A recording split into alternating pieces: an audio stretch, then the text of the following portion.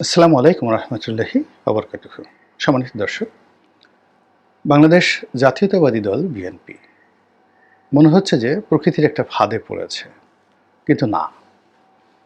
এটি বিএনপির যে পরিবর্তিত পরিস্থিতিতে যে সিদ্ধান্ত নেওয়ার দরকার ছিল, যে দৃঢ়তা দরকার ছিল, যে যাকে বলে কৌশল দরকার ছিল, বা যে প্রস্তুতির দরকার ছিল, সেই প্রস্তুতি না থাকার কারণে এমন কতগুলো জটিল সমস্যা এই মুহূর্তে তাদের কাছে এসেছে।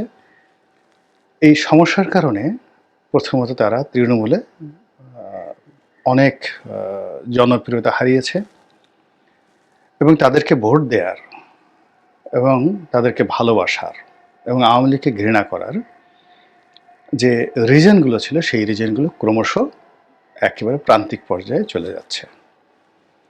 ২ নম্বর হলো, বর্তমান ইউনূস সরকারের কাছে যে তাদের গুরুত্ব, এটা ডে বাই ডে কমে যাচ্ছে এবং তাদের যে বক্তব্য, সেই বক্তব্যগুলো হারিয়ে যাচ্ছে। মানে গুরুত্ব সহকারে তাদের একটা দাবি শুনছে না। যেখানে ছাত্রদের একটা কথা, কিংবা ধরুন একজন ইউটিউবারের কথা, বা আমরা যারা ছোট মানুষ আছি, আমাদের যে কোনো একটা কথার যে গুরুত্ব, সেই গুরুত্বের সাথে কোটি কোটি গুণ গুরুত্ব থাকা উচিত বিএনপির যারা ভারপ্রাপ্ত চেয়ারপারসন আছেন, যিনি আছেন, বা যারা তার প্রতিনিধি রূপে বাংলাদেশে আছেন, তাদের কথাবার্তা, তাদের সিদ্ধান্ত, এই জিনিসগুলো। কিন্তু এগুলো হচ্ছে না। এরপরে সামনে যে নির্বাচন, সেই নির্বাচনে ক্রমশ এরকম একটা জটিল পরিস্থিতি তৈরি হচ্ছে। সেই পরিস্থিতিতে যদি বিএনপি ক্ষমতায় আসেও, সেই ক্ষমতা লাভ করা, ভোগ করা এবং সেই ক্ষমতাকে টেনে নেওয়া, এটি রাজনীতির যে হিসাব, সেই হিসাবে বলতে গেলে অসম্ভব। এখন এই সমস্যাগুলো তৈরি হলো কি করে, কিভাবে তৈরি হলো, আমি একে একে এই সমস্যাগুলো বলে যাচ্ছি। প্রথম সমস্যাটা হলো যে বিএনপির এখন যারা বাংলাদেশে রাজনৈতিক নেতৃত্ব আছেন, শীর্ষ নেতৃত্ব আছেন, তারা সবসময় একটা ত্রিমুখী চাপ। প্রথম চাপটা ছিল শেখ হাসিনা সরকারের পক্ষ থেকে, সেনাবাহিনীর পক্ষ থেকে মামলা, হামলা, গুম, এরকম যেমন ছিল, তার সঙ্গে সঙ্গে আবার অনেকের বিরুদ্ধে অভিযোগ, সত্য মিথ্যা জানি না, যে তাদেরকে টাকা দেওয়া হতো, তারা টাকা গ্রহণ করতেন এবং সরকারের অনেক গোয়েন্দা সংস্থার কথা মতো বিএনপিকে বিপথে পরিচালিত করতেন। এরপরে এদের একটা বিরাট গ্রুপ বিএনপির, যারা বিগত দিনগুলোতে যথেষ্ট দুর্নীতি করেছেন, অন্যায় করেছেন, অবৈধ সম্পদ তারা অর্জন করেছেন। ফলে দুর্নীতি দমন কমিশন, বাংলাদেশ ব্যাংকের যে কেন্দ্রীয় গোয়েন্দা থেকে শুরু করে এনবিআর, জাতীয় রাজস্ব বোর্ড, এই জায়গাগুলোতে তাদের বিরুদ্ধে অসংখ্য মামলা, মোকদ্দমা এবং অভিযোগ থেকেছে এবং এইগুলোকে মোকাবেলা করার শক্তি সামর্থ্য তারা হারিয়ে ফেলেছে এবং তারা পুলিশের একজন ওসিকে দেখলে থরথর করে কাঁপত। তো এখন এই পরিবর্তিত পরিস্থিতিতে তারা হঠাৎ করে রয়্যাল বেঙ্গল টাইগার হওয়ার চেষ্টা করেছেন, কিন্তু এই লোকগুলোর যে চলাফেরা, ঘোরাফেরা, কথাবার্তা, এটা আমলাতান্ত্রিক মহলে যথেষ্ট নেতিবাচক একটা অবস্থা তৈরি করে ফেলেছে। এবং এই কারণে কি হচ্ছে, বিএনপির যে রাজনৈতিক প্রতিদ্বন্দ্বী এই মুহূর্তে জামাত, এবং তাদের কথার সূত্র ধরে অন্য অনেকেই, এমনকি এই যে যারা সমন্বয়ক, তারা ১০ মুখে বলার চেষ্টা করছে যে এক জালেম গিয়েছে, তার বিনিময়ে বা তার পরিবর্তে আমরা অন্য জালেম চাই না। তো যখন আপনি আপনার মর্যাদা হারিয়ে ফেলবেন, সম্মান হারিয়ে ফেলবেন, রেপুটেশন, নেম অ্যান্ড ফেম হারিয়ে ফেলবেন, তখন আপনি কোনো অবস্থাতেই জনগণের বিশ্বাস এবং আস্থার জায়গায় যেতে পারবেন না। তো আওয়ামী লীগের প্রতি মানুষের ক্রোধ ছিল, ক্ষোভ ছিল। আওয়ামী লীগ চলে গেছে। বিএনপির প্রতি শুধুমাত্র বিএনপি যারা করেন তাদের সমর্থন আছে, কিন্তু সাধারণ মানুষের যে ভালোবাসা, শ্রদ্ধা এবং তাদেরকে শাসক হিসেবে পাওয়ার যে বাসনা, এটি গড়ে ওঠার সুযোগ হয়নি। আর এখন এটি মাইনাস পয়েন্টে চলে গেছে এই সারা বাংলাদেশের বিভিন্ন জায়গাতে বিভিন্ন রকম কর্মকাণ্ডের ফলে। এবং আপনারা সবাই জানেন, প্রান্তিক লেভেলে যারা আছেন। এরপর হলো যে এই সময়টিতে, যেমন বেগম খালেদা জিয়া, তিনি অসুস্থ এবং তিনি এই সময়টাতে সরকারের পক্ষ থেকে বলা হচ্ছে তাকে বিদেশে পাঠানো হবে, কিন্তু তিনি যাচ্ছেন না। কেন যাচ্ছেন না, এটা নিয়েও কিন্তু অনেক কথাবার্তা হচ্ছে। আবার জনাব তারেক রহমান সাহেব তিনি এখন লন্ডনে আছেন, তিনি কেন আসছেন না এটি নিয়েও কিন্তু কথাবার্তা হচ্ছে। এখন দলের পক্ষ থেকে যত কথাই বলা হোক না কেন, কিন্তু যেখানে তার দলের লক্ষ লক্ষ নেতাকর্মী প্রতিদিন কোর্ট কাছারিতে হাজিরা দিচ্ছে, তারপরে ঝুঁকি নিচ্ছে, বাংলাদেশে বসে অনেক কিছু করছে, সেখানে সুপ্রিম লিডার হিসেবে তিনি সাহস দেখাবেন, নেতাদের চাইতেও বেশি ঝুঁকি নেবেন এবং পরিবর্তিত পরিস্থিতিতে সব কিছু নিয়ন্ত্রণ করবেন নিজ হাতে। এটা সবাই আশা করে। এখন বিএনপির ভিতরে কি আলোচনা হচ্ছে বা নিজেরা নিজেরা কি ভাবছে সেটা বড় কথা না, কিন্তু জনগণ এই সময়টিতে জনাব তারেক রহমান সাহেবের কাছ থেকে যে ধরনের বলিষ্ঠতা, সাহসিকতা দেখতে চাচ্ছেন বাস্তব ফিল্ডে, সেটা আসলে স্কাইপিতে বসে, দূরে বসে বা উনি বিশাল একটা জনসমাবেশের মধ্যে বসে দেখা গেল যে স্ক্রিনে, টিভি স্ক্রিনে লন্ডনে থেকে বক্তব্য দিচ্ছেন, এটার আউটপুটটা আসলে ভালো হচ্ছে না। আউটপুটটা দূর থেকে, আদারওয়াইজ তার বক্তব্য প্রচার বন্ধ করতে হবে ওখান থেকে। এখানে মির্জা ফখরুল সাহেব যেভাবে বলতেছেন, রিজভী সাহেব যেভাবে বলতেছেন এভাবে, বা আমির খসরু মাহমুদ চৌধুরী সাহেব, মির্জা আব্বাস যেভাবে বলতেছেন, সেটা ওয়েল আরাম। কিন্তু তারেক সাহেব যখন ওখান থেকে ওইভাবে বলছেন, তখন কোনো অবস্থাতেই এটা মানে এখানে যারা উপস্থিত তাদের উপস্থিতিটাকে ম্লান করে দিচ্ছে, আর ওনার যে গুরুত্ব সেই গুরুত্বটাও হালকা হয়ে যাচ্ছে, এবং এটাই বাস্তবতা। এটার বাইরে যদি কেউ বলে তারা শুধু তেল মারবে, এবং তেল মেরে আসলে বিএনপি কোনো লাভ হবে না এই মুহূর্তে। এরপরে যেটা হচ্ছে সেটা হলো who is the friend of mister Tarique Rahman. Tarique রহমানের ঘনিষ্ঠজন কারা বিএনপির মধ্যে, কারা তার রিপ্রেজেন্টেটিভ। যেমন বেগম খালেদা জিয়া বা শেখ হাসিনা, তাদের একটা মিনি ক্যাবিনেট ছিল, কিচেন ক্যাবিনেট ছিল। সেই ক্যাবিনেটের যারা লোকজন, তাদের চেহারা, সুরত, আকার, আকৃতি, এগুলোর উপরে কিন্তু নেতার যাকে বলা হয় শ্রেষ্ঠতা নির্ভর করে। বঙ্গবন্ধুর বা জিয়াউর রহমান সাহেবের যে কিচেন ক্যাবিনেট ছিল, তো তার উপরে নির্ভর করে যে নেতা কত বড়। এখন বেগম খালেদা জিয়ার সম্পর্কে আপনি যাই বলেন না কেন, কিন্তু তার সিলেকশন কে ছিল? সাইফুর রহমান সাহেব। তার সিলেকশন ছিল খন্দকার মোশাররফ সাহেব, তার সিলেকশন ছিল এম কে আনোয়ার, তার সিলেকশন ছিল আব্দুল সালাম তালুকদার। এইরকম যে মানুষগুলো যে সিলেকশন ছিল, ফলে কি হলো যে এই মানুষের মধ্যে যখন তিনি সেই বড় চেয়ারটাতে বসতেন, সেটা সভানেত্রী হিসেবে, চেয়ারপারসন হিসেবে কিংবা প্রধানমন্ত্রী হিসেবে, এবং তার সামনে যখন এরকম কর্নেল অলির মতো লোক থাকতেন, মেজর হাফিজের মতো লোক থাকতেন, আলতাফ হোসেন চৌধুরীর মতো লোক থাকতেন, তাদেরকে দেখলেই মনে হতো যেহেতু তাদের নেতা, ওই নেতা বড়। কিন্তু আপনি বড় একটা সিংহকে বসিয়ে দিলেন একটা বড় চেয়ারে, আর সিংহর চারিপাশে এখানে একটা ইঁদুর, ওখানে একটা বিড়াল, ওখানে একটা তেলাপোকা, ওখানে একটা টিকটিকি, এরকম বসিয়ে দিয়ে আপনি যতই বলেন না কেন ওটা সিংহ সিংহ সিংহ, কেউ আপনাকে বিশ্বাস করবে না যে সিংহ।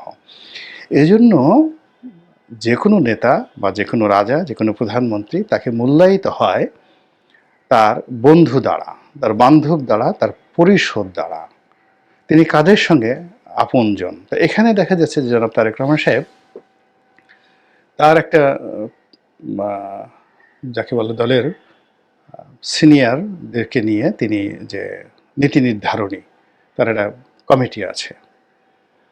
তো আওয়ামী লীগে যেটাকে বলা হয় প্রেসিডিয়াম মেম্বার, আর বিএনপিতে যেটাকে বলা হয়, এই মুহূর্তে আমার নামটা মনে আসছে না যেহেতু রেডিমেড কথাবার্তা বলছি, তো সেটা সর্বোচ্চ নীতি মানে নীতি নির্ধারণী বডি। তো সেখানে যারা আছেন এদের কারোরই সঙ্গে সেটা গয়েশ্বরবাবু বলেন, মির্জা আব্বাস বলেন, সালাউদ্দিন সাহেব একমাত্র সালাউদ্দিন সাহেব ছাড়া অন্য যারাই এই গ্রুপে আছেন, ডাক্তার জাহিদ থেকে শুরু করে, তাদের কারোর সঙ্গে ওনার বন্ধুত্ব আছে, তারপরে ওনার আপনজন আছেন, এরকম আমরা জানি না। আবার দলের সেন্ট্রাল কমিটিতে সেন্ট্রাল কমিটিতে রাজপথে যারা খুবই আকর্ষণীয়, যাদের বক্তব্য শুনলে মানুষ খুব আন্দোলিত হয়, তো তাদের সঙ্গে তার যে বন্ধুত্ব আছে বা সম্পর্ক আছে, বা তারা একে অপরের জন্য হরিহর আত্মা, একমাত্র শহীদুদ্দিন চৌধুরী অ্যানি সাহেব ছাড়া এই মুহূর্তে অন্য কারো নাম আমরা জানি না। ফলে কি হচ্ছে, টোটাল এখানে তাকে রিপ্রেজেন্ট করার মতো যে নামগুলো সামনে আসছে দলের মধ্যে, সেই নামগুলো তার দরবারে, মানে জনাব তারেক রহমান সাহেবের দরবারে খুবই প্রভাবশালী, এবং সেই প্রভাব ব্যবহার করে তারা কি করছে এখানে, যে দলের সিনিয়র নেতৃবৃন্দ রয়েছেন তাদের সঙ্গে দাপট দেখাচ্ছেন, কমিটি গঠন করছেন, বিভিন্ন জায়গাতে করছেন। ফলে তারেক রহমান সাহেবের যে ইমেজ, এই ইমেজটা বাংলাদেশে মির্জা ফখরুলকে দিয়ে হচ্ছে না, ইমেজটা মির্জা আব্বাসকে দিয়ে হচ্ছে না, ইমেজটা হচ্ছে ওই যে তার যারা আপনজন কিচেন ক্যাবিনেটের যে সমস্ত লোকজন আছে তাদের যোগ্যতা, তাদের অভিজ্ঞতা, এগুলো দিয়ে। আবার ধরুন বিএনপির বাইরে তার কাদের সাথে সম্পর্ক, তো এখন যাদের সাথে সম্পর্ক তার উপরে জনাব তারেক রহমান সাহেবের কিন্তু যোগ্যতা, অভিজ্ঞতা এবং পাবলিক পারসেপশন এবং ইমেজ সেটা নির্ভর করে। অর্থাৎ তিনি যদি একটি আড্ডা দিতেন অধ্যাপক সলিমুল্লাহ সাহেবের সঙ্গে, এবং সেটা যদি মানুষ দেখত, কিংবা তার পক্ষ হয়ে প্রফেসর সিরাজুল ইসলাম চৌধুরী, কিংবা ধরুন জাতীয় অধ্যাপক এ কে আজাদ, এখন যে ডায়াবেটিস সমিতির প্রধান, তার সঙ্গে মানে তারেক রহমান সাহেবের সালাম নিয়ে মির্জা ফখরুল সাহেব সবাই মিলে তার সঙ্গে একটা বৈঠক করতে যাইতেন, এ কে আজাদ সাহেবের সঙ্গে, বিখ্যাত ডাক্তার, কিংবা ধরুন চিফ জাস্টিসের সঙ্গে একটা বৈঠক হতো এবং সিনিয়র নেতৃবৃন্দ যেতেন, তো সেখানে এক ধরনের ইমেজ, বা আমাদের বদরুদ্দিন নবীর সাহেব আছেন, মুজাহিদুল ইসলাম সেলিম সাহেব আছেন, তাদের সঙ্গে যদি তারেক রহমান সাহেবের একটা বৈঠক হতো, বা তার প্রতিনিধি হিসেবে দলের যারা শীর্ষ নেতৃবৃন্দ রয়েছে তারা যেতেন, এটার একটা আউটপুট হতো। কিন্তু এখানে যাদের সঙ্গে বৈঠক হচ্ছে সেটা একেবারে তরুণ, অনির্লক্ষ্য, এবং এই তার দলের সবচেয়ে সিনিয়র যারা নেতৃবৃন্দ রয়েছেন তাদেরকে তিনি যেভাবে ছোট ছোট রাজনৈতিক দলের অফিসে পাঠাচ্ছেন এবং তাদেরকে সেইভাবে গুরুত্ব দিচ্ছেন, এই জিনিসগুলো দলের ভিতরে এবং বাইরে নানা রকম সমালোচনা তৈরি হচ্ছে। এবং ধরুন একজন রাজপথের খুবই গুরুত্বপূর্ণ সংগ্রামী নেতা, বা আমি কারো নাম বললাম না, এক বা একাধিক, এখন তারা যখন জনাব তারেক রহমান সাহেবের সাথে সকালে বিকেলে কথা হয়, এবং সেই কথার রেফারেন্সে যখন দেখা গেল মির্জা ফখরুল সাহেবকে ডমিনেট করার চেষ্টা করেন, এবং নেতার সঙ্গে কী কথা হলো এই কথা শোনার জন্য অন্য একজন যাকে বলে ছোট রাজনৈতিক দলের একজন সাধারণ লোক, যে কিনা আমির খসরু মাহমুদ চৌধুরী সাহেবের অফিসেই ঢুকতে পারবে না, চেষ্টা করলেও ঢুকতে পারবে না, সামনে বসে কথা বলা তো দূরের কথা। এখন যখন সেই আমির খসরু মাহমুদ চৌধুরীকে সেই নেতার বাড়িতে পাঠানো হয়, সেই নেতাদের যাকে বলা হয় অফিসে পাঠানো হয়, নেতা এবং নেতাদের এরকম অনেক, তো এইরকম যারা খুচরা লোকগুলো যারা বিভিন্ন সময় এর কাছ থেকে 10 টাকা চাঁদা আনে, ওর কাছ থেকে যাকে বলে সাহায্য আনে, ওই গোয়েন্দা সংস্থার টাকা খায়, দেশি